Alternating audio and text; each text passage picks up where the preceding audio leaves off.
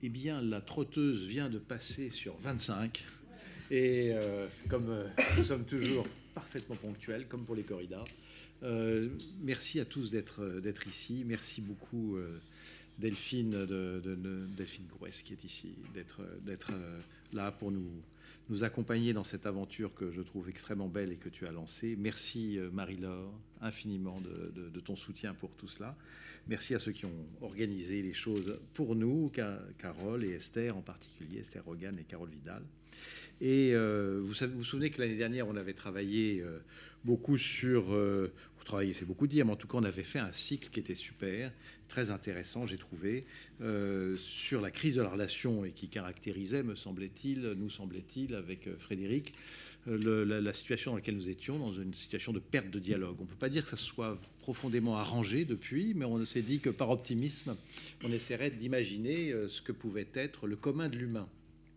Et on a à peine dit cela que ce commun de l'humain, qui est peut-être ce qui va nous permettre de sortir de cette crise de la relation, justement, de voir ce qu'il y a en commun entre nous, que ce nous, justement, pose des questions. L'année dernière, nous avions rencontré Kapwani Kiwanga, Tino Segal, qu'est-ce qu'on avait, Thomas Saraceno et Edith de Kint, c'était formidable. Et cette année, on a rencontré cet artiste très étrange, Smith, formidable, très intéressant, et qui déborde de toutes les catégories, les genres, il dit terrien plutôt cosmique que terrien, etc. Donc on s'est rendu compte que ce qu'on appelle l'humain est beaucoup plus large que ce que nous pensons, et la responsabilité que nous avons par rapport à ce qui nous est commun est probablement beaucoup plus large que l'humain en soi. Aujourd'hui, donc, je voulais que nous ayons la chance d'accueillir la puissante artiste Gaëlle Chouane. Merci Gaëlle d'être avec nous, ça me fait vraiment très plaisir. Et donc nous allons voir qu'avec son travail, avec sa pensée, avec son engagement, la question du commun de l'humain, en tout cas l'humain est largement dépassé par cette question, mais pas, sa responsabilité n'est pas dépassée, mais en tout cas c'est au-delà de l'humain qu'il faut réfléchir. Et Gaëlle, vous êtes une artiste française avec une ascendance bretonne et normande, et haïtienne. Et donc vous avez, évidemment, immédiatement, cela pose dans votre biographie des questions très importantes, celle de la résistance, puisqu'il y a un héritage de la résistance pour vous, et aussi celle de la colonisation, ce qui est évidemment un problème énorme et très intéressant, et ça a une grande influence sur votre vision du monde. Vous êtes parti il y a quelques années rejoindre pendant quelque temps cette terre de vos ancêtres, qui était Haïti, et vous avez dit que cela vous avait donné une responsabilité et un sens à votre engagement totalement nouveau. Vous allez nous expliquer tout à l'heure ce que cela veut dire, et je dois dire que je suis pour ma part très intéressé par votre travail qui rend compte évidemment de la complexité du monde, du désordre politique et culturel dans lequel nous sommes, de notre relation un peu prédatrice, tout à fait prédatrice à la nature. Votre travail mêle art contemporain, ésotérisme, culture créole, amour et transmutation, comme on dit en alchimie. Et donc nous allons pouvoir aborder toutes ces questions. Mais peut-être que avant cela, si Frédéric Gros, mon complice préféré, veut bien le faire, un petit mot à chaque fois différent, je crois, sur ce que c'est que le commun de l'humain, auquel vous pourrez réagir, Gaëlle. Oui, un peu. Je sais pas. Oui, vous m'entendez bien? Les deux marchent. C'est vrai qu'il faut se renouveler quand même, et que à propos du commun. Le commun de l'humain, c'est vraiment un thème qui a été choisi. Alors, pour aller vite, ici à Sciences Po, on pourrait dire que le commun, ça nous connaît parce que dans la pensée politique, vous avez eu un formidable retravail depuis quelques décennies maintenant autour de cette notion du commun, mais dans une perspective que vous comprendrez, qui consiste à dire que, au fond, si vous avez une appropriation privative du monde et prédatrice trop forte, il faut redéfinir un certain nombre de communs qui sont la santé, un certain nombre de ressources, voilà, qui doivent nous être communes. Et ce qui m'a intéressé justement par rapport à moi, c'est ces élaborations que je connaissais, quoi, ou où au fond le problème c'est de savoir qu'est-ce qui nous était commun par rapport au privé pour aller vite, c'est que ce travail avec les artistes contemporains m'a amené à déplacer cette notion de commun, d'abord en la faisant jouer avec celle de communication, hein, parce que le commun, c'est ce qui nous permet de communiquer. Et c'est vrai aussi en prenant le travail aujourd'hui de Gaël, c'est, si vous voulez, une espèce de jouer sur une antinomie qui est celle de la séparation et de l'union, du loin et du près, etc. Voilà. Alors, qu'est-ce que je veux dire par là ? Je le ramasse très vite, hein, parce que ce sont des élaborations en cours. On verra ce que ça donne plus tard. C'est vrai qu'on a l'habitude fâcheuse, j'allais dire en philosophie, mais enfin, cette habitude est tristement fâcheuse aujourd'hui de ne conjuguer les antinomies que sur le mode moral, c'est-à-dire le bien, le mal, la lumière, les ténèbres, le blanc, le noir, etc.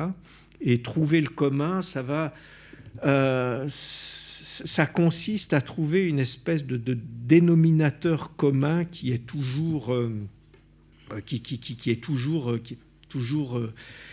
dérisoire. Je crois que...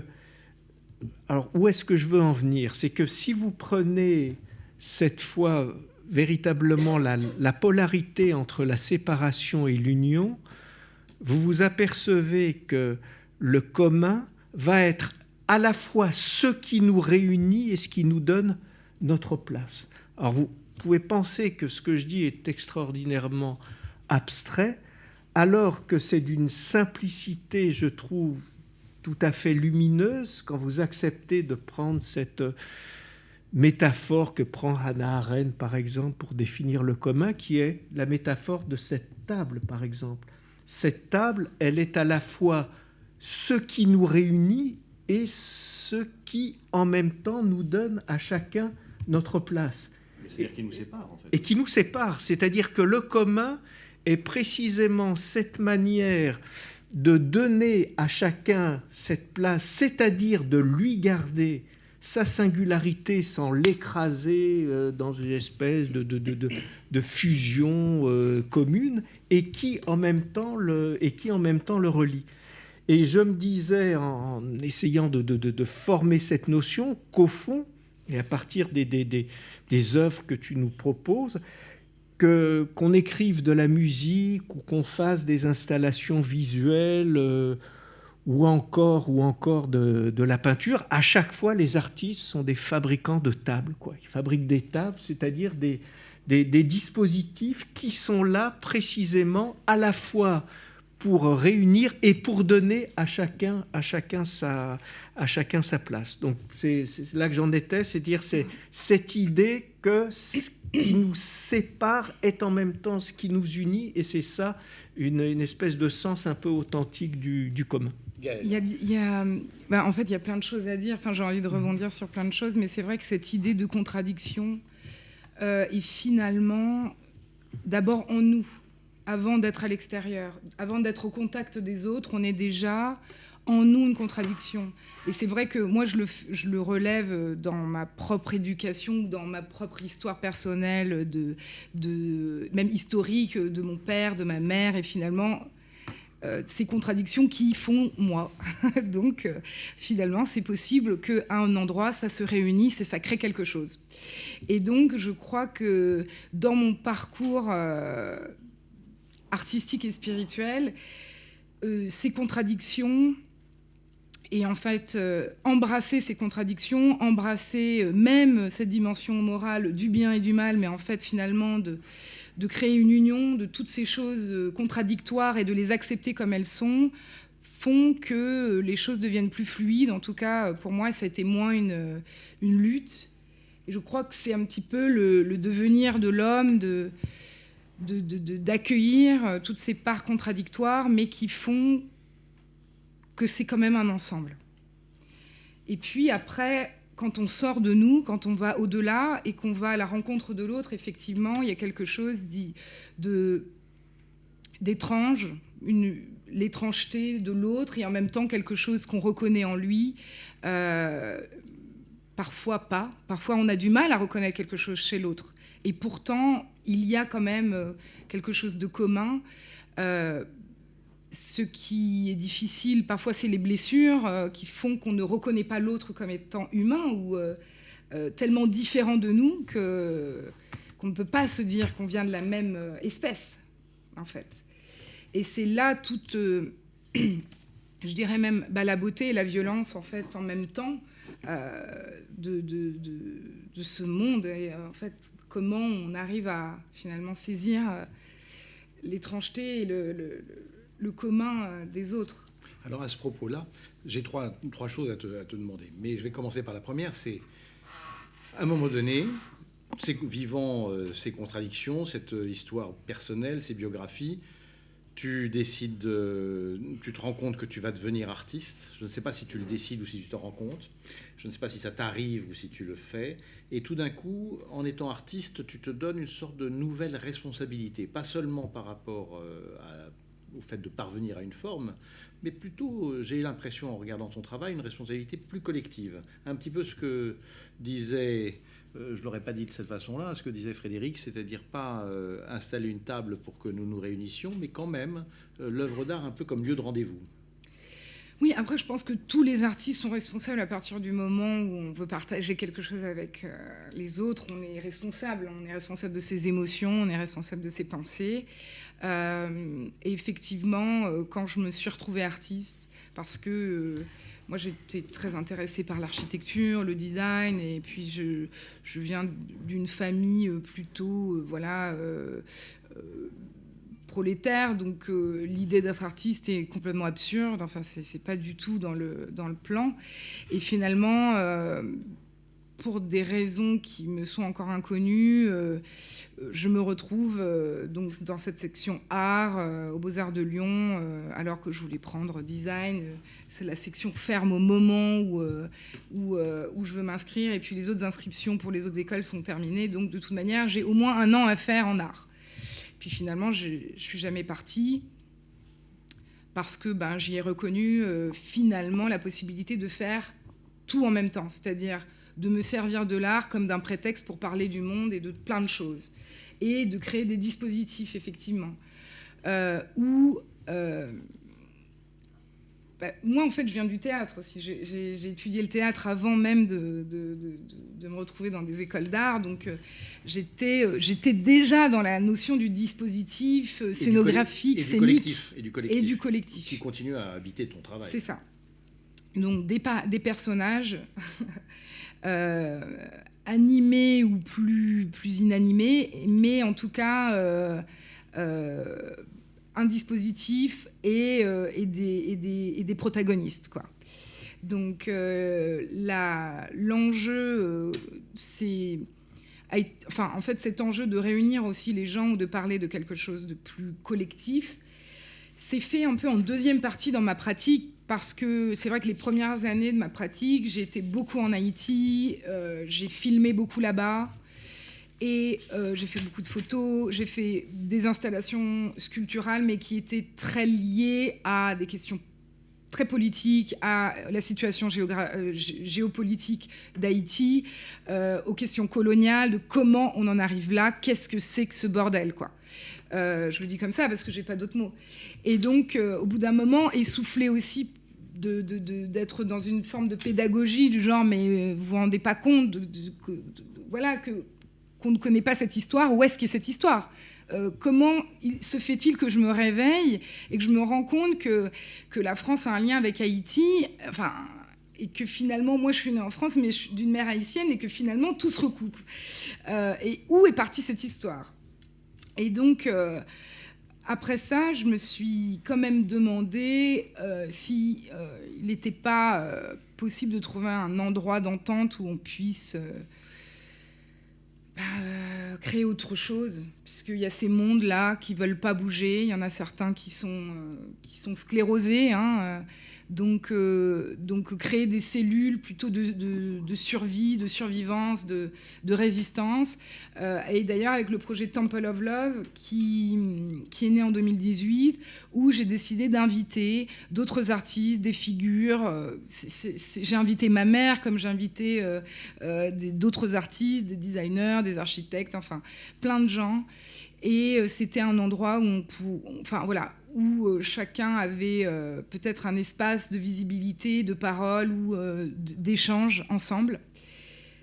Et parler de l'amour comme une question politique, comme une réponse politique à un autre monde, ou d'autres mondes qui nous font face, en fait. On a parlé ensemble, avant que tu viennes aujourd'hui, on a parlé ensemble du rapport entre l'amour, évidemment, Temple of Love, c'est l'amour, c'est-à-dire l'attention portée aux autres à travers des expressions et des membranes de notre corps, entre autres. Hein, donc, et aussi de la façon dont il pourrait s'étendre à d'autres êtres, d'autres questions, une sorte de... On avait utilisé le mot de sympathie. Et est-ce que tu peux en dire un mot? Et j'aimerais bien aussi qu'ensuite, Frédéric, tu puisses réagir à cela. En fait, je vais revenir à cette question de contradiction en soi. Finalement, la grande... Enfin, on en est venu à parler de sympathie parce que, si je me souviens bien, il y avait cette idée, en tout cas que j'exprime, que finalement, l'univers est en nous et nous sommes l'univers. Donc en fait, nous sommes l'autre. Même dans sa pire différence, même dans celle qu'on ne veut pas accepter, on est l'autre, et l'autre est nous, et nous sommes un miroir. Et donc, nous sommes un micro du macro, et en fait, on est le macro dans le micro aussi. Tu vois. Et donc, finalement, il y avait, les stoïciens, depuis 200 ans après Jésus-Christ, on parlait déjà d'une dimension où on aurait tous une forme d'interconnexion, une interdépendance, sûrement invisible parfois, mais pressentie par les stoïciens, et ce qu'ils appelaient la sympathie universelle. Et donc, c'est quand même cette idée qu'on est dépendant, on est responsable des autres parce que l'autre est moi et moi je suis l'autre. Donc en fait, à partir de là, on est comme un grand élément responsable, en fait. Et je pense que... Enfin, moi... Est-ce que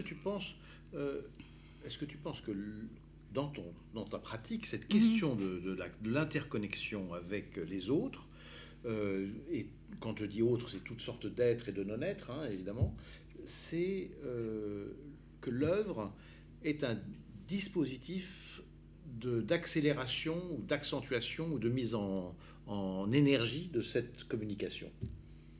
Tout à fait. Tu l'as très bien résumé. Alors, un petit mot sur la sympathie universelle de ta part, parce que là, on fait appel aux stoïciens déjà, voilà, je suis perdu. Voilà. Et ensuite, j'aurais quelque chose à te dire sur l'œuvre d'art, sa relation avec un autel au sens religieux du terme. Oui, un ou deux petits mots, mais je voulais juste revenir avant, à propos de cette idée du commun et l'exemple que je prenais de la table, que je reprenais de Hannah Arendt. Mais en fait, dans ton développement et dans ta présentation, tu as parlé aussi de la scène de théâtre. Et c'est vrai que la scène de théâtre, pour moi, c'est la même chose. C'est-à-dire, sur une scène de théâtre, c'est à la fois ce qui va réunir les comédiens et en même temps cet espace où chacun va devoir trouver sa place. Moi, ce qui m'intéresse dans l'idée de commun au sens de communication, c'est cette manière dont on trouve un chemin de crête entre précisément la séparation et l'union. Et au fond, trouver du commun, c'est savoir ce qui me permet, moi, de me singulariser, de garder la bonne distance à l'autre et en même temps de faire lien avec lui. Voilà, c'est vraiment ça. Je suis pas d'accord avec toi. Mais oui, j'ai bien compris. Hein, c'est pour ça que j'enfonce mon clou, mais c'est pas le tien. Oui. Donc, deuxième Deuxième idée autour de la sympathie universelle. Alors là, c'est vrai, vous l'avez rappelé tous les deux, que c'est une notion stoïcienne fondamentale et que ce qu'on appelle l'école stoïcienne a été vraiment la première à développer cette idée. Alors, on avait dans ce qu'on appelle les philosophes grecs classiques, Platon, Aristote, etc., on avait l'idée déjà, mais qui est une idée grecque fondamentale, de ce qu'on appelle le cosmos, quoi. C'est-à-dire, ce qu'on appelle le cosmos, c'est l'idée d'un monde qui est ordonné, qui n'est pas du pur chaos, qui est avec des hiérarchies, des places, en tout cas.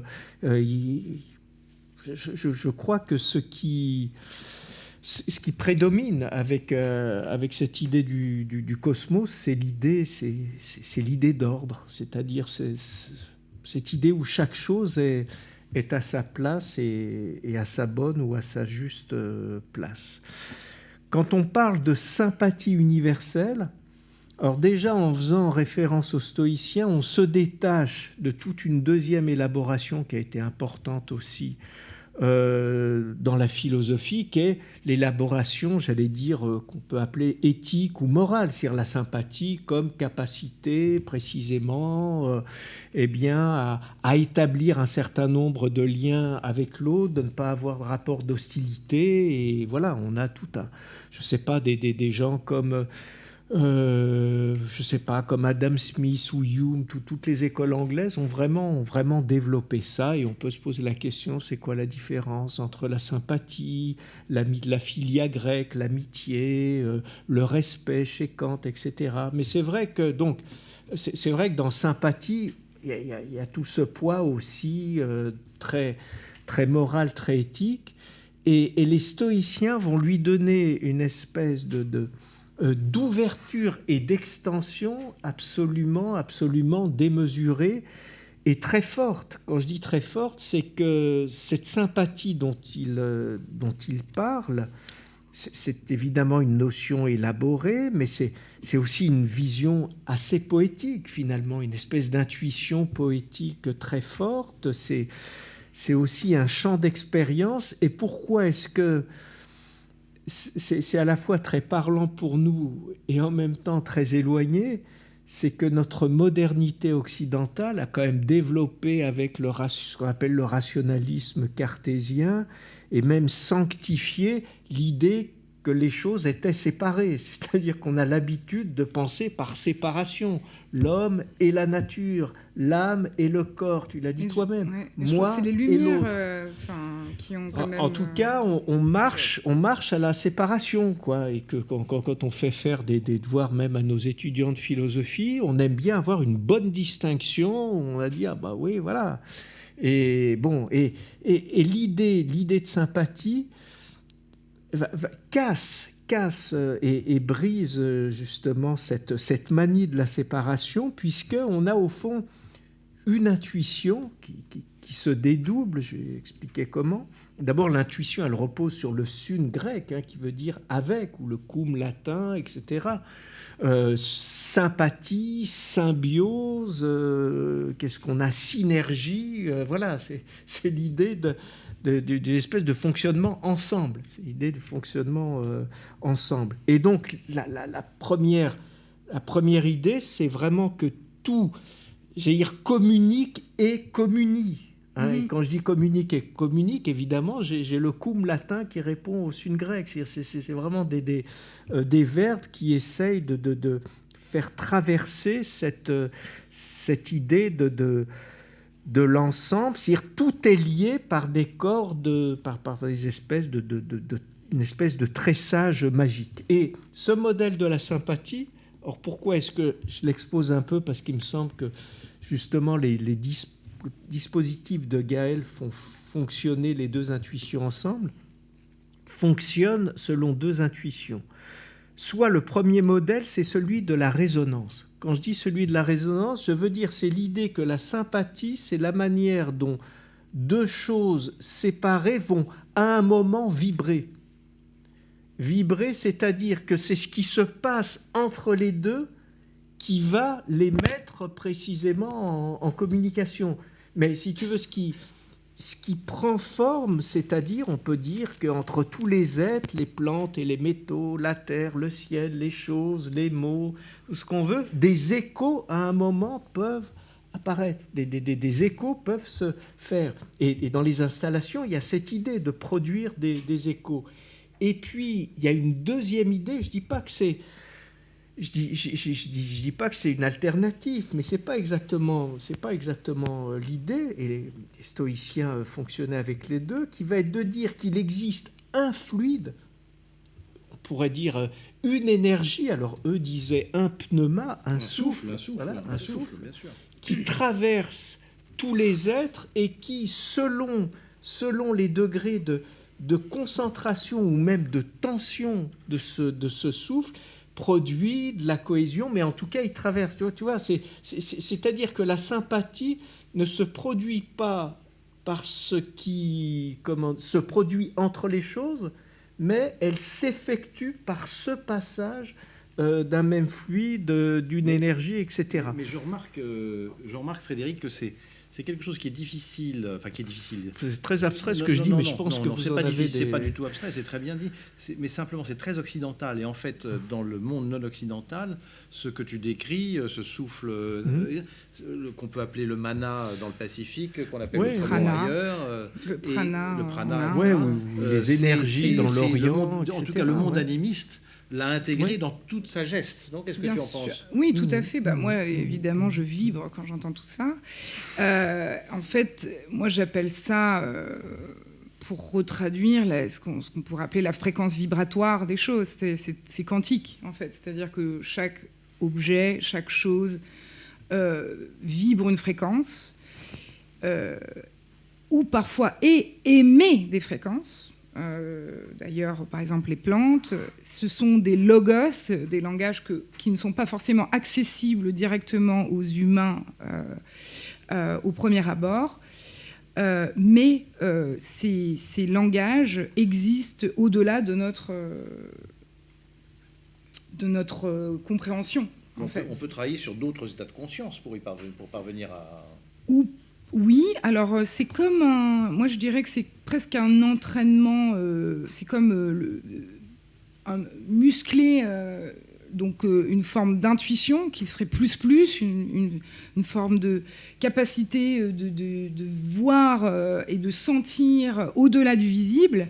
Tout le monde a cette capacité, simplement certaines personnes sont déjà, de par l'éducation, sont peut-être déjà plus ouverts à ça, et ensuite toute personne est capable de pimper de muscler ses capacités à sentir et à comprendre, à traduire ses vibrations.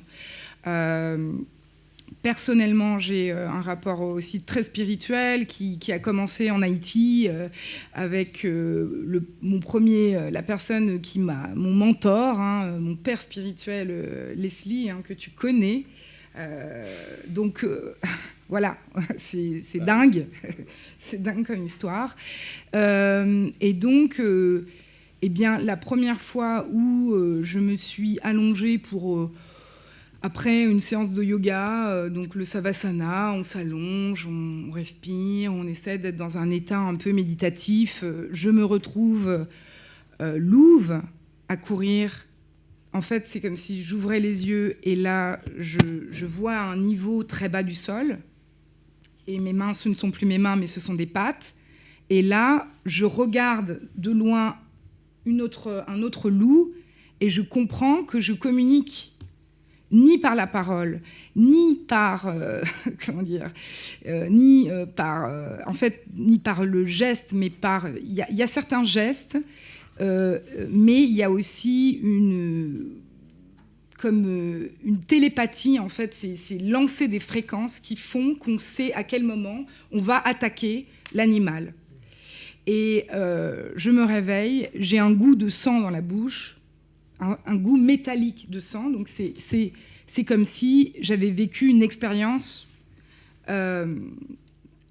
réelle, sauf que j'étais endormie, j'étais là, Et donc, on m'a dit plus tard que c'était une expérience chamanique, c'est-à-dire que je suis devenue un loup. Et en fait, c'est là où j'ai compris aussi que les fréquences, comment fonctionnaient finalement les fréquences non humaines, en tout cas le langage non humain entre espèces, en fait. Parce qu'après, je suis devenue une fourmi, je suis devenue un arbre, je suis devenue l'eau. Et donc, mais tout le monde peut devenir l'eau, tout le monde peut devenir une louve ou un arbre. Ça demande juste du lâcher-prise. Et puis une empathie, en fait. C'est plus même de la sympathie, c'est de l'empathie, c'est se mettre à la place d'eux. Dans son cœur, en fait. Ce n'est plus essayer de comprendre, mais c'est vibrer et voilà. Je te remercie de me confier ça parce que c'est très personnel. Et ce qui m'intéresse aussi par rapport à notre réunion, c'est d'abord de se rendre compte de ce qui nous est commun. Donc ce dont tu parles pourrait nous être commun. En tout cas, manifeste qu'il y a quelque chose de commun ou que l'on pourrait atteindre si on en faisait l'effort. Mais maintenant, il est important que je puisse ressentir de quelle façon cela modifie ton travail. Et alors, je ferai une première remarque et qui est probablement fausse, mais tu pourras la corriger, bien entendu, c'est sur ce que c'est qu'un objet dans ton travail. Il me semble que, et je voulais faire une comparaison par rapport aux hôtels et aux hôtels religieux en particulier. Oui. Et c'est celle-ci. Donc je te regarde, Laure, parce que je pense à une expression sur les hôtels qu'avait fait Jean Hubert. C'est dans un autre genre dont je vais parler, mais ça revient un petit peu à la même chose.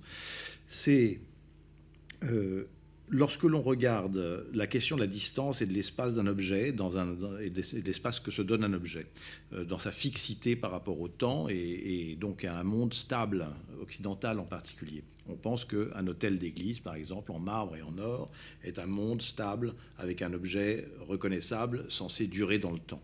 L'hôtel animiste, et je pense que ton travail est beaucoup plus proche de cela, c'est un peu de boue, des os, quelques morceaux de pierre ou de végétaux, et c'est dans la forêt et pas au cœur du village, et c'est en lisière, en général plutôt en lisière, et c'est quelque chose qui donne la sensation d'être fragile et qui pourtant ne l'est pas, puisque des siècles plus tard, ils sont sinon là, pas loin. Voilà. Et donc, ce sont des espaces énergétiques assez forts, et je me demandais si la réussite d'un objet ou d'une sculpture n'est pas de réussir à faire un espace énergétique de cet ordre-là. En fait, moi, je le fais vraiment intentionnellement, c'est-à-dire que c'est souvent des hommages, c'est souvent des sculptures pour une déesse, pour une énergie. Est-ce que tu ne formules pas, d'ailleurs, dans les expositions ? Si. Par exemple, le premier Temple of Love à Béton Salon, c'était en hommage à Erzuli, donc c'était clairement officiel, en fait. J'en parle, j'ai fait une sculpture, c'est la Madone de la gratitude, c'est clair. Hein. Mais du coup, effectivement, il y a il y a l'idée du vivant, en fait. Et d'ailleurs, dans les offrandes, le fait de donner des fruits, de la terre, c'est des choses qui ont une fréquence vibratoire élevée parce que c'est vivant. Et finalement, j'aime beaucoup dans mon travail dealer avec du vivant. Donc c'est pour ça aussi que parfois c'est difficile à trouver une archive, vraiment donner des images, parce que, comment dire, j'essaie de créer des écosystèmes interdépendants que je fabrique, et moi je m'en vais et ça continue à exister sans moi, quoi. Enfin, c'est la tentative.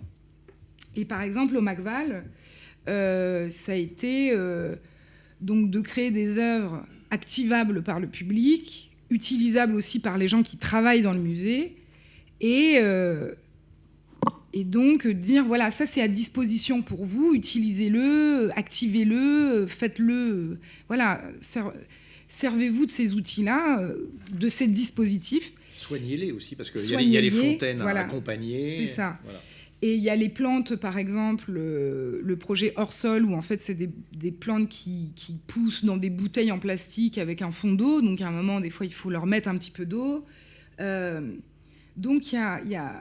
Et puis finalement, ça fonctionne. C'est-à-dire que les gardiens m'envoient des photos en disant « Moi, je vais à la salle de sport » parce que j'avais fait une structure qui s'appelle un workout. Entraînement, ça veut dire. Voilà. Donc c'est un peu les parcours de santé qu'on trouve à l'extérieur, mais j'ai fait un parcours de santé à l'intérieur du musée. Et donc, y a des gardiens qui me disaient « Mais moi, je fais mon sport là, en fait. » Du coup, les gens me voient faire et ont envie de le faire aussi. Parce que sinon, il y a tellement eu des règles incluses qui disent qu'on n'a pas le droit d'utiliser, on ne doit pas toucher les œuvres, que c'est très compliqué aussi pour le public de se défaire de ces règles. Et quand ils voient quelqu'un jouer sur le workout, ils disent « OK ». Donc, je peux le faire aussi. Et donc, ça crée... voilà, les gardiens commencent à parler avec les gens du public, avec le public. Ça crée des micro-événements que je veux vraiment essayer de proposer, en fait. C'est là l'enjeu donc, de l'interdépendance de cette sympathie universelle, en fait. Moi, je trouve que ta notoriété qui s'affirme dans le monde de l'art contemporain, qui est affirmée déjà, et c'est très intéressant et inattendu d'imaginer que des formes dynamiques comme celle-là et précaires tout à la fois puissent avoir une vie durable dans le monde de l'art contemporain et réussir à séduire les institutions, parce qu'il n'y a rien de plus non institutionnel que ce genre de choses. Donc c'est quelque chose de très intéressant, et je crois que ça dépend aussi de quelque chose dont j'aimerais bien que Frédéric nous parle, mais dont tu vas parler aussi, parce que il y a dans le soin que tu demandes aux personnes qui s'intéressent ou qui veillent sur ton travail, il y a en miroir un soin que tu donnes la sensation de vouloir apporter à ceux qui participent à ton monde. Il y a presque un travail de care, de soignante d'une certaine façon. Oui, bien sûr. Qu'est-ce qu'on peut dire de ça? Tu pourrais dire quelque chose là-dessus? Bien obligé. T'as pas le choix. J'ai pas le choix. C'est vrai que si on reprend ces idées de fluide et de sympathie, on glisse assez vite à partir de là dans l'idée que ce pneuma, ce souffle dont tu parlais, qui traverse les êtres, qui leur donne leur cohésion, qui leur donne leur qui les maintiennent dans leur unité, en même temps, c'est ce qui leur donne ce qu'on va appeler leur santé. C'est-à-dire que c'est précisément la complication de ce fluide en termes, je ne sais pas, comment on peut dire, des engorgements, des obstrucations, etc., qui font que quelque chose comme la maladie se produit. Donc, susciter, provoquer, exciter ce fluide,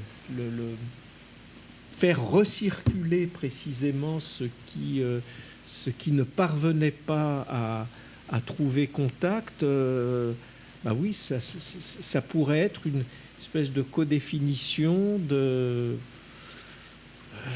la guérison et de l'art aussi, en ceci que je pourrais dire les choses comme ça. Guérir, c'est rencontrer. C'est-à-dire que la guérison, la guérison, elle se nourrit d'une rencontre. Et la rencontre, c'est toujours quelque chose comme un branchement d'énergie, mais relative, enfin inattendu, quoi. Et il faut que ce soit inattendu pour que ça marche. Hein. C'est ce que je dis à mes étudiants. Je veux dire, le problème de vos moteurs de recherche, c'est que vous trouvez chaque fois ce que vous cherchez. Et le problème, c'est que vous rencontrez jamais rien, parce que rencontrer, c'est trouver ce qu'on cherchait pas. C'est la sérendipité voilà. qui fait partie de ton travail. Hein. Et trouver ce qu'on cherche pas, je veux dire, c'est ce qui fait les plus belles rencontres de nos vies. C'est-à-dire, à un moment, être branché sur des courants de vie, sur des qualités de fluide, sur des... Ils parlent de ça, tes amis grecs? Ah oui, sur des pneumas qui font que... Oui, enfin, mes amis grecs... Oui, c'est ça, oui. Enfin, Qu'est-ce que tu voulais pas me parler de iatrie, de choses comme ça?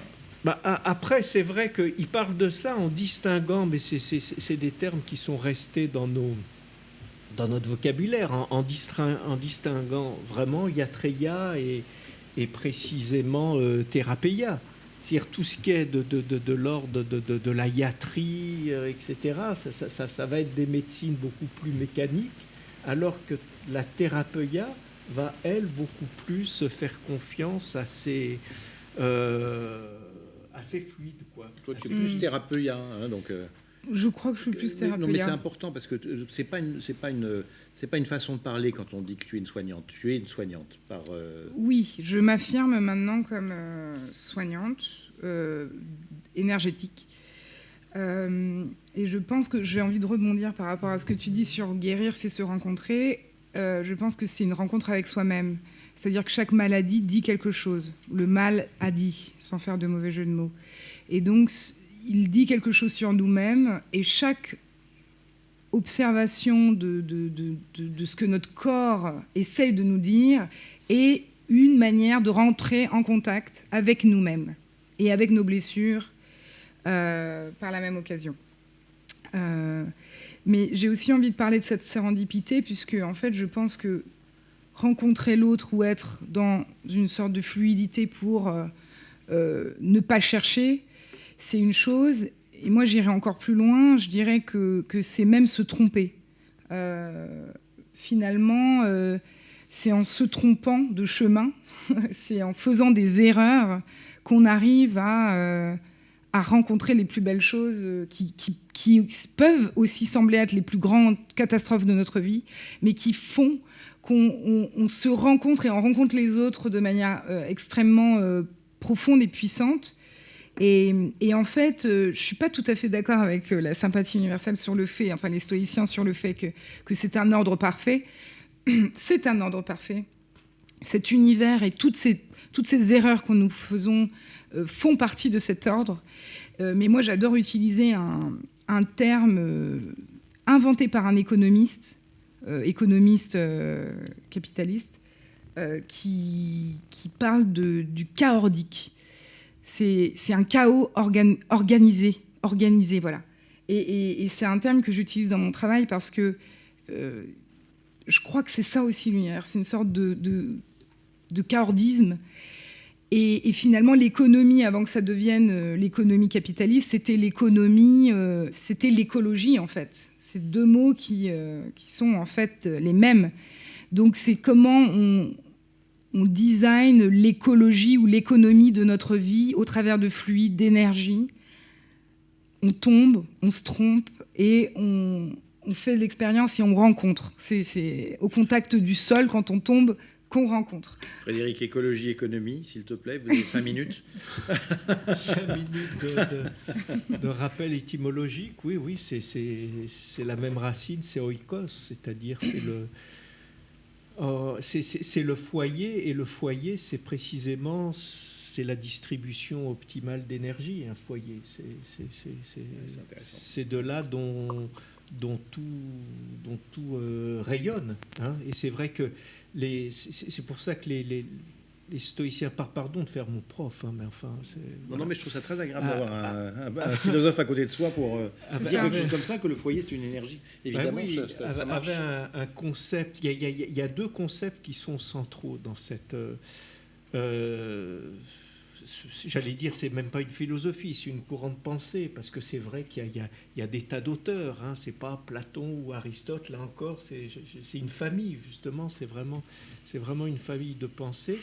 Et le deuxième concept, après celui de Sympatheia, c'est celui d'oikeiosis, et qui signifie qu'on a traduit à la fois très bien et très mal, et là je reprends des choses dont on avait pu discuter avec Saraceno, qu'on a traduit par appropriation. Mais appropriation en quel sens ?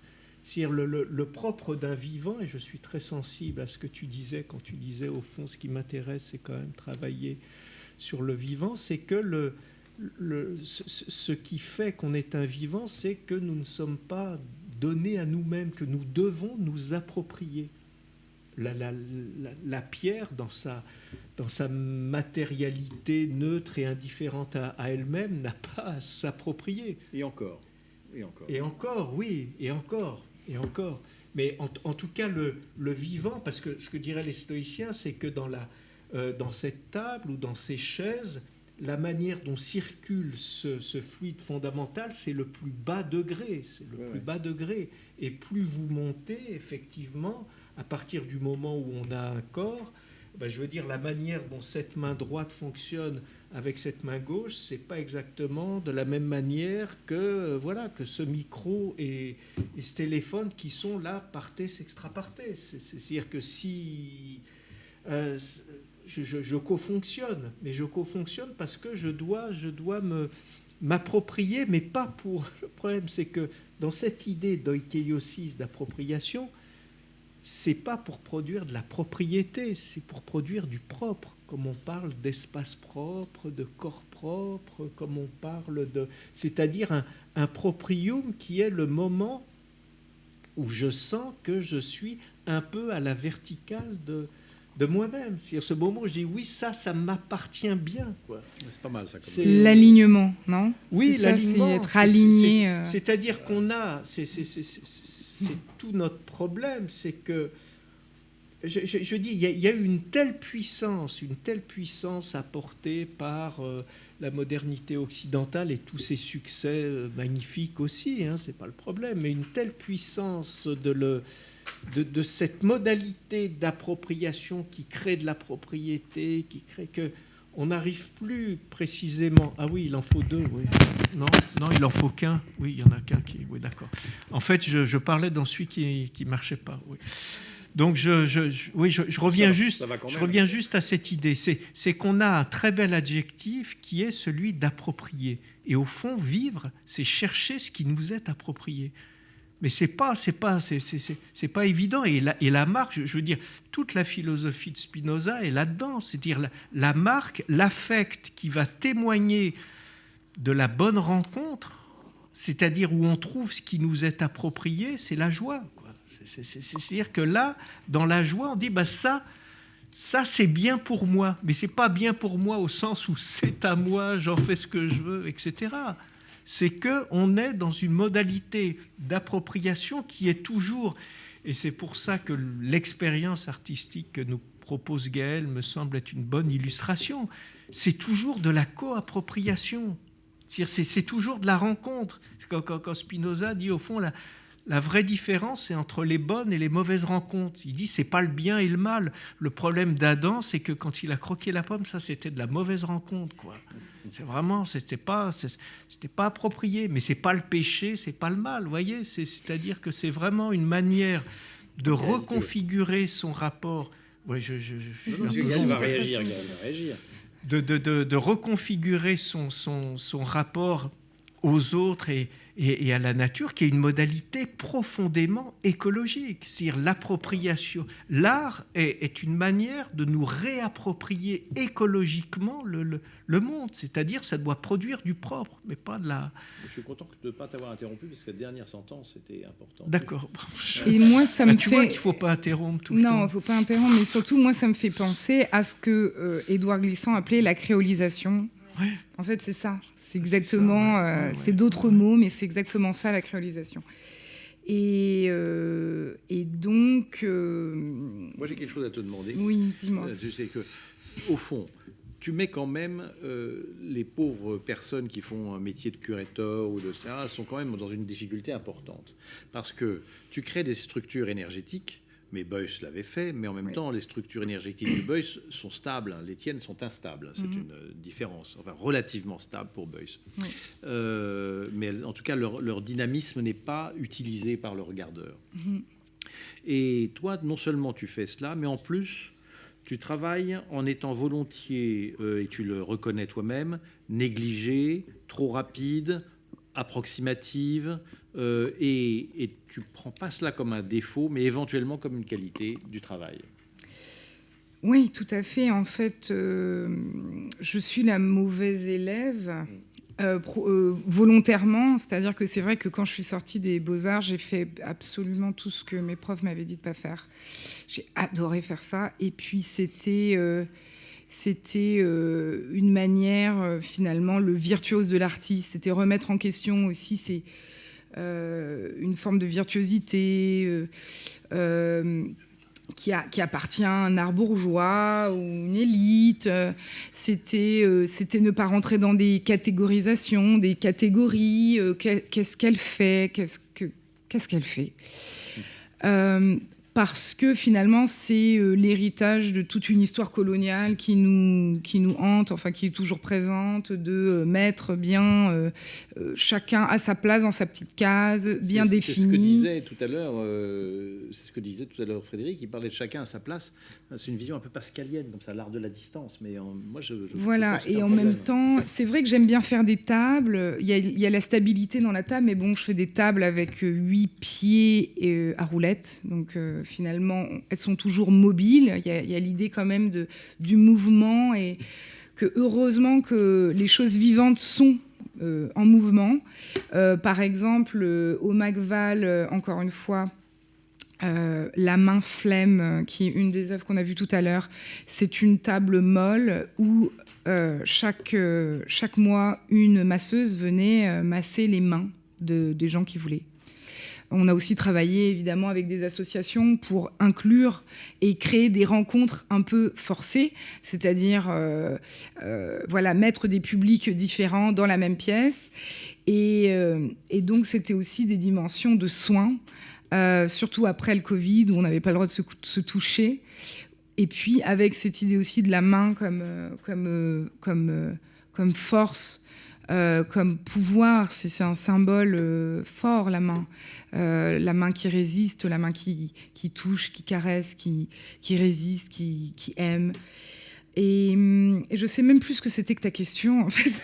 Non, c'était plutôt sur l'échec, sur l'acceptation et puis, oui, et du puis ratage, voilà. Et en fait, oui, c'est ça. Et donc c'est une manière de la même façon. Bon, après, moi, mais je pense que j'ai cherché ma place dans plein d'endroits. Donc, j'ai traîné avec des punks, j'ai essayé de trouver tous les gens un peu hors société pour voir comment ça se passait.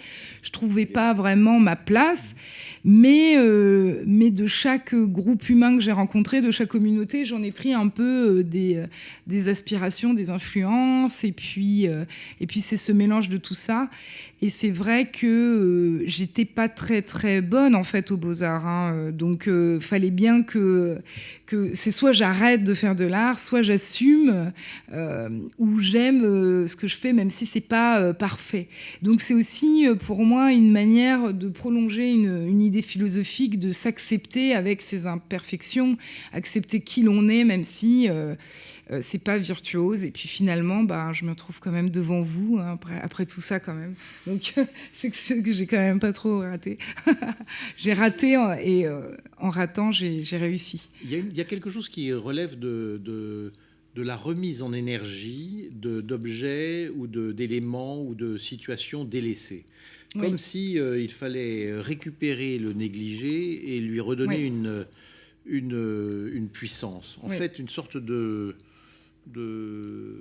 ça a un rapport, pardon, ce rappel exotique, mais ça a un rapport avec le zombie, je trouve. C'est redonner une vie à un mort.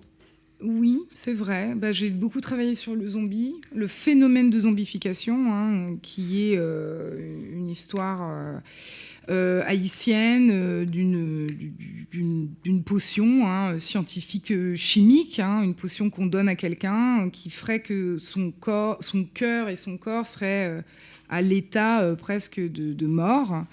Donc on peut l'annoncer mort, et on a 3 jours pour récupérer le corps et le réanimer.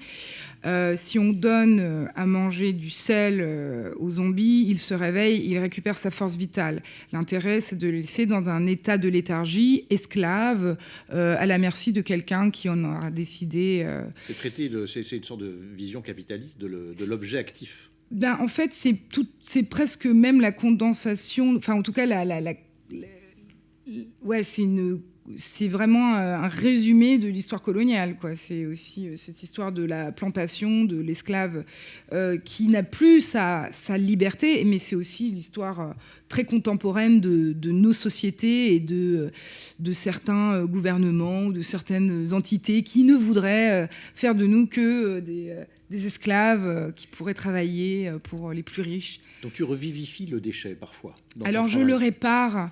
J'aime utiliser des matériaux qui n'auraient pas une fréquence vibratoire si haute, qui seraient considérés comme peu nobles, ou même du déchet, du détritus, même trouvé par terre, hein, pour le mettre au même rang que les matériaux nobles, virtuoses, hein, comme le marbre ou le bronze. En fait, c'est un transfuge de matériaux. Non, parce qu'il y a un aspect un peu alchimique là-dedans. Il y a une sorte de transmutation. Quand il y a un transmut, oui, c'est une transmutation. Oui, donc c'est redonner une énergie vitale à des matériaux morts, ou en tout cas redonner un statut. Voilà, ouais, c'est vrai qu'il y a aussi une. J'aime beaucoup en fait les matériaux aussi qui changent de forme, donc qui passent par une transmutation. Donc j'ai été fascinée, j'ai fait du bronze, de la céramique, c'est des changements d'état. Tu as fait des céramiques mélangées à du cuivre. Alors, de la porcelaine. La porcelaine. Oui. Ouais. Alors là, c'est vraiment une expérimentation où en fait j'ai fait cuire des plaques de porcelaine que j'ai fabriquées moi-même et des petites plaques de cuivre en contact. Donc, il faut voir que ça a un côté symbolique que vous ressentez tout de suite. C'est à la fois le précieux et un métal qui est aussi un métal guerrier, utilisé incroyablement dans la violence. C'est ça. Voilà. Ouais. Oui, c'est deux civilisations qui essayent de faire l'amour dans un four, et puis ça marche pas, ça casse. Ça a marché. Alors en fait, ça m'intéressait parce qu'on dit que donc au XVIIe siècle, enfin, on utilise la porcelaine pour la biologie, la chimie, ça ne se tache pas, c'est très propre et ça se nettoie très très bien. Et donc cette pureté blanche, évidemment, j'ai essayé de l'entacher avec du cuivre qui s'oxyde au contact de la porcelaine et à 1080 degrés, donc dans un processus aussi de fusion de chaleur. Et donc c'est vraiment... Il y a plein d'histoires, voilà, mais il y a ce contact érotique entre deux matériaux, et puis la violence, parce que parfois la porcelaine se brise, et à des moments, ça fonctionne. Et donc, il y a une écriture, un dessin qui apparaît de cette relation. Il y a des couples qui marchent comme ça. Voilà, c'est ça. Je sais qu'il y a une question dans l'Assemblée, et donc je me dirige vers toi et je te... Emma Véro. Vous m'entendez avec le micro ? Question de l'étudiante modératrice Emma Véro. Chère Emma. Oui, bonsoir. Donc moi, je suis étudiante en Human Rights et Humanitarian Action dans l'École des Affaires internationales. Et du coup, en lisant les articles qui sont parus sur vous, je voulais revenir sur votre pratique de l'art et notamment le lien avec votre spiritualité. Et direz-vous que votre art a pour portée de guérir et de soigner, et quelles intentions vous mettez ? Vous parlez d'énergie, de vibration. Est-ce que vous pensez que justement ces œuvres peuvent guérir le spectateur ou la spectatrice ? Et qu'est-ce que vous voulez que ça envoie chez eux ? En fait, moi, je pars du principe, et je pense que c'est valable pour tout le monde, et en fait, c'est l'intention. C'est l'intention qu'on met. Et effectivement, quand je fais des œuvres, j'ai cette intention de guérir. Après, je n'ai pas cette prétention de dire que ça fonctionne, puisque bon, il faudrait qu'on soit plein à vouloir la même intention de paix, par exemple. Mais je suis sûre qu'avec le nombre, cette intention fonctionne. Donc, j'essaie d'inviter les gens à avoir la même intention que moi, de guérir. Et ensuite, je pense que ça... En fait, j'essaie aussi de le faire de manière... En fait, je crois beaucoup à cette dimension quantique, que finalement, on a des lignes de temps, on a des histoires qui se sont écrites, mais finalement, le cerveau, si on lui raconte une histoire, il n'arrive pas à faire la différence entre la réalité et la fiction. Donc, si on lui raconte une nouvelle histoire, il peut réparer finalement quelque chose qui avait été... blessé. D'ailleurs, par exemple, l'hypnose régressive fait exactement ça. C'est-à-dire qu'on va remettre le patient dans une situation et on va lui dire non, en fait, au lieu d'être tombé, tu t'es relevé et tu as dit non à la personne, ou en tout cas tu as réagi positivement. Et finalement, c'est des méthodes de guérison. Par exemple, j'ai une série d'œuvres qui s'appelle Safe Space for a Passing History, où en fait, je vais créer des lignes de temps et donc avec des archives, des photos, des images que je colle sur des panneaux. Je viens ensuite avec de la pastel grasse et de la peinture, donc des énergies pour moi, mon énergie. Je viens recréer des lignes énergétiques entre ces moments. Et donc, c'est aussi des manières pour moi de créer ces formes de guérison et plein de petites intentions de guérison. À la fin, ça peut donner peut-être un jour quelque chose de plus grand, je sais pas. Merci. J'avais une seconde question, si j'en ai le temps. C'était plus par rapport à votre métissage. Je voulais savoir comment votre pratique de l'art vous avait permis de connaître davantage cette double culture, et si vous aviez toujours eu ce même rapport à cette identité, et est-ce qu'on peut même aller plus loin et questionner cette notion d'identité ? Est-ce que ça vous parle ? Est-ce que par rapport à votre double origine, ça a créé à un moment des contradictions ? Ah bah je l'ai dit au tout début, c'est des contradictions en permanence. C'est un père prof qui est très rationnel et puis une mère haïtienne qui est très dans la vibration. Donc c'est génial, et en même temps c'est parfois difficile à gérer. Après, je pense que ça a été complètement... finalement, c'est de l'auto-anthropologie que j'ai fait. Sur moi-même, sur mon histoire, mais à une échelle aussi collective. Donc comment mon histoire personnelle est traversée par l'histoire, en fait. Et ça a aussi inspiré complètement ma pratique, notamment avec l'idée de métissage et d'hybridation dans les matériaux, dans les techniques, les médiums que j'utilise, dans ma liberté aussi d'utiliser toute technique, tout matériau, en fait. Finalement... ça a été contradictoire, et en même temps, ça m'a permis, dans cette auto-anthropologie, d'apprendre énormément de choses sur l'histoire haïtienne, sur mon rapport en Haïti, à Haïti, a été aussi très compliqué, parce qu'il y a toujours ce qu'on appelle l'intégration, c'est-à-dire que voilà, mes parents ont voulu que je sois bien intégrée, que je parle bien français, que je sois française. Ça marche. Oui, hein. Et du coup, comment retrouver cette partie un petit complètement niée, qui est dans ce processus colonial de détruire et d'effacer la mémoire de l'autre, en fait.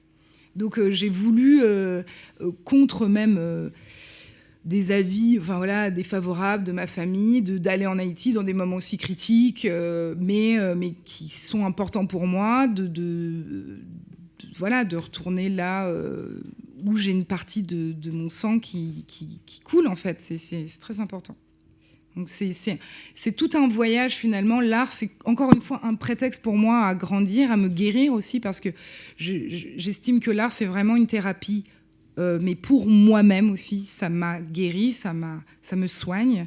D'ailleurs, je propose aussi des ateliers parfois où on fait de la céramique, de la terre, avec d'autres personnes, comme un espace de soins, et où on fait de l'art, vraiment de l'art-thérapie. Et en même temps, c'est un voyage... vraiment d'expérience, de ratage, mais d'apprentissage aussi sur ma propre histoire personnelle, en fait. C'est cool comme voyage. Joli mot. Est-ce qu'il y a une autre question ? J'en ai 18 de mon côté, mais je vois qu'il y en a d'autres.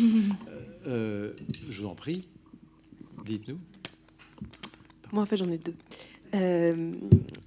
On a beaucoup parlé de sympathie, de réparation, de care. Mais vous avez aussi rappelé que votre travail, il est viscéralement vibrant, engagé, c'était vos mots, notamment sur les questions coloniales. Ça m'a fait me demander, est-ce qu'il y a une place pour la colère dans votre pratique ? Et ma deuxième question, elle vient du diaporama qu'on a vu de vos œuvres. Il y a une très grande diversité de formes, des volumes de dispositifs assez intéressants, et beaucoup de matières organiques. Et ça m'a fait m'interroger sur plusieurs des travaux qui ont été montrés, qui sont des traitements de la photographie. Quelle place en fait de ces travaux en fait au sein de vos autres œuvres, parce qu'il y a une très grande diversité et celle-ci me paraît extrêmement particulière au sein de ce corpus. Voilà, merci. Merci pour la question. Alors, il y a un projet qui s'appelle Monument aux vivants, au Palais de la Porte Dorée, qui était en fait reprendre une sorte de protocole fanonien, donc de Frantz Fanon, qui a travaillé sur les questions psychologiques, la psychologie et les questions coloniales, donc comment les états émotionnels finalement des personnes qui ont été victimes de la colonisation. Et donc j'ai repris toutes les étapes du deuil, donc les états émotionnels qui sont suggéré par une psychologue américaine des années 70, Kubler-Ross, qui décompose des étapes émotionnelles pour accéder à un deuil bien réussi. Et donc, j'ai pris chaque étape pour en faire un événement au sein du Palais de la Porte Dorée et du Musée de l'Immigration. Et c'est drôle, parce que la colère, c'est une des étapes. Et en fait, je n'ai jamais réussi. Je n'ai jamais réussi à proposer les projets que je voulais au sein du Palais de la Porte Dorée. Ça a été toujours refusé. Donc en fait, il y a déjà... Qui est capable d'entendre ma colère ? Qui ? Les gens... Là, il y a aussi... Est-ce que j'ai accès à ma colère ? Parce que est-ce qu'il y a quelqu'un en face qui est prêt à entendre ma colère ? Ça m'a remis en face de ça et j'étais encore plus en colère en plus. Alors évidemment, c'est rageant et c'est frustrant. Mais je pense qu'il y a... Je pense que quand j'ai une manière un peu punk, un peu aussi un peu brute de Pomme de faire les choses, c'est aussi une énergie de colère qui est mêlée à de l'amour. Enfin voilà, c'est un tout truc comme ça. Mais c'est vrai que je pense que la question, c'est est-ce qu'on a de la place pour cette colère ? Est-ce qu'on peut nous laisser de la place pour cette colère ? Ça, c'est vraiment la question décisive. Et la deuxième question, c'était donc la place de l'image. L'image qui disparaît, l'image qui doit résister, que j'incarne en fait dans des corps. En fait, je donne des corps à des images. Enfin, je donne littéralement des corps à des images que j'imprime sur des supports durs où finalement l'image va être colorée ou influencée, quoi. Il y a une sorte de... Ou détruite, presque. Ou détruite, où il y a une influence, un dialogue, une destruction aussi. C'est une forme... C'est une mémoire. Tu parles de... Pour que ce soit clair, c'est des blocs de béton par exemple, dans lesquels du sel est injecté. Donc le béton est dévoré peu à peu par le sel et l'image détruite qui est dessus est détruite par le processus. Ou instable à certains endroits. Mais du coup, et le gros sel, je l'utilise aussi pour des questions de soins, d'assainir. Hein. On utilise le sel aussi pour la pneuma, pour le souffle. Pour se protéger des esprits, par exemple. Pour se protéger des esprits, mais aussi pour respirer mieux. Et donc voilà, il y a aussi cette dimension de la question de la mémoire au travers de l'image. Le carton, c'est la mondialisation, c'est vraiment ce qui traverse différents pays, qui se déplace, qui subit en fait un traitement. Et puis c'est un matériau que tu vois tous les jours. Enfin, je veux dire, personne, enfin, tout le monde connaît le carton et tout le monde on le jette le carton, on le détruit, on le recycle, on s'en sert, on en fait autre chose, mais on va jamais le mettre au rang d'œuvre d'art. Alors. Vous aviez une autre question ? Oui, moi j'ai une question. Vous avez clairement exprimé votre expérience chamanique. Vous parlez de physique quantique. Également, vous vous êtes nommée comme soignante énergétique. Ma question, est-ce que parallèlement à votre pratique artistique, vous avez aussi une pratique de soignante ? Et si oui, comment cette pratique a fait évoluer votre pratique artistique ? Alors oui, je suis soignante en parallèle. Et en fait, ça a été tout un parcours, c'est-à-dire que je pense que c'est venu au fur et à mesure. C'est qu'avant, en fait, ça a pris du temps déjà de me reconnaître en tant que soignante. Puis une fois que j'ai commencé à faire des soins et que j'ai aidé d'autres personnes, enfin que je me suis aidée moi, et en fait c'est venu comme ça. Hein, j'ai commencé à faire des soins pour moi, en fait. Et puis pour ma famille, finalement, après c'était pour soigner le transgénérationnel. Finalement, c'était pour soigner des questions coloniales à l'échelle plus grande que moi, mais parce que finalement, ça se recoupe tout le temps, en fait. C'est que l'histoire avec un grand H recoupe toujours les histoires, et la grande histoire vient rafler les petites, en fait. Et donc, c'est de plus en plus prégnant dans ma pratique. Par exemple, à Berlin, j'ai fait donc un autre projet, Temple of Love. Donc ça s'appelait To Hide, parce qu'à chaque fois, je me sers d'un prétexte qui est le livre de Roland Barthes, Fragment d'un discours amoureux, et chaque chapitre devient un chapitre pour une nouvelle itération de Temple of Love. Donc j'ouvre le prochain, c'est très chronologique, donc j'ouvre le prochain chapitre, c'est To Hide, c'est à Berlin, voilà. Et finalement, j'invite donc mes invités, un de mes invités est I Wait Wet, un arbre de 2000 ans, un cyprès qui vit à Santa Maria de Tule, à Oaxaca, au Mexique, que j'ai rencontré, et c'était magnifique. Et donc, cet arbre de 40 mètres de diamètre, je le filme, et finalement, c'est un de mes invités. Donc, c'est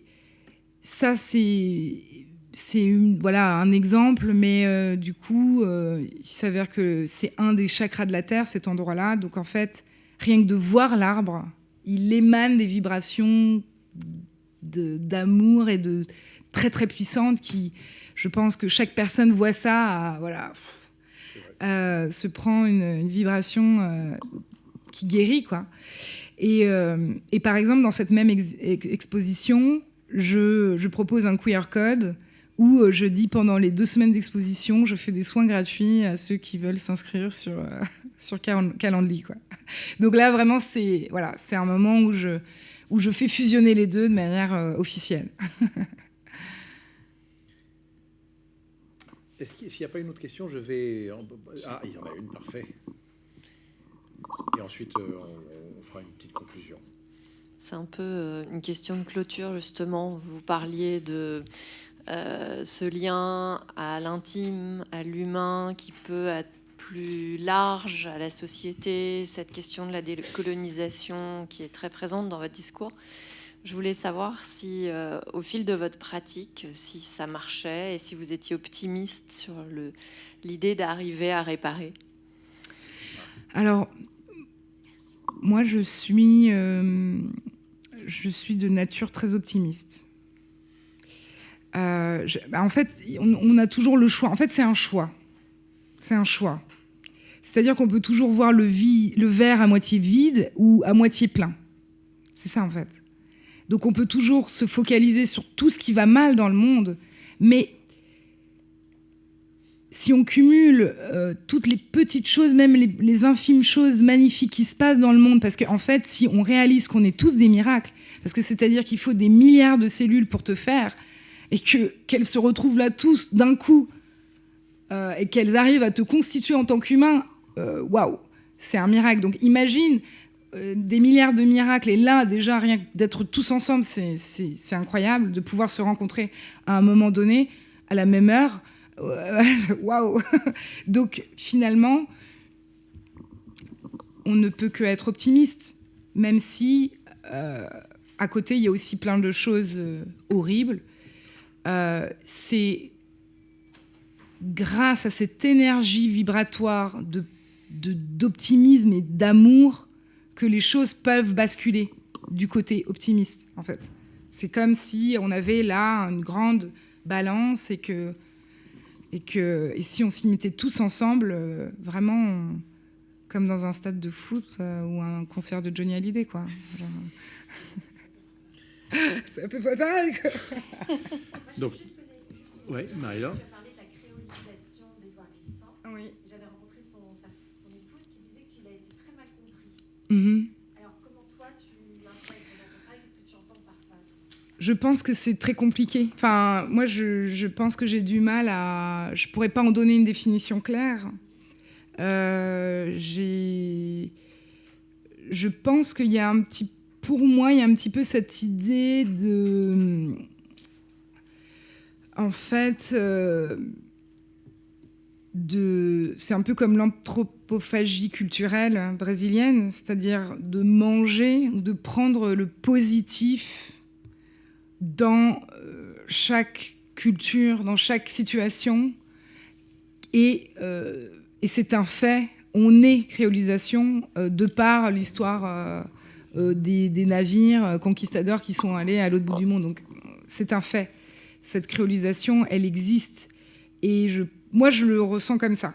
Voilà. Après, je ne suis pas une expert non plus de Glissant, mais c'est vrai que j'ai fait un atelier avec des jeunes étudiants où on a lu beaucoup les discussions entre Hans Ulrich Obrist et Édouard Glissant, qui m'a offert ce petit livre, Hans, où on a relu et relu les paroles d'Édouard Glissant pour essayer justement de comprendre ce que c'est la créolisation. Mais je crois que c'est justement dans cette incertitude de quelque chose d'aussi impalpable que